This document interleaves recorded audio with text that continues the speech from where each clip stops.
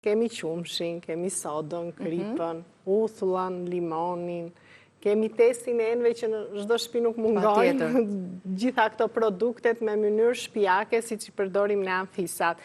Kemi dhe pastën e dhëmbe që fëmijët kur shkruajnë diçka ose bëjnë me bojtush, zakonisht fëmijët e vegjël se. Unë tani kam të rritur, e kam kaluar ato pas, po që zakonisht bëjnë këto. Ne i vendosi për t'u larë në lavatriçe, pa të njollat, kurse si nuk largohen pa i vekuar. Pa i vekuar me diçka të tillë në mënyrë shtëpiake, siç dim neve, që bëjmë këto që siç thash Niki. Cilat janë njollat më të vështira që mezi ke hequr? Njollat më të vështira është vaj, është salsa. Ne mund ta përdorim edhe vaj që bën pak atë hijen, që bën pak atë hijen. Në rast se është një njoll pak më e theksuar dhe ka shumë kohë, mund të përdorim sodën. Po. Mund ta bashkoj me kripën, sodën, me pak ujë dhe mund ta lëm pak 15-20 minuta që të pastrohet. Mund të përdorim prap edhe uthullën.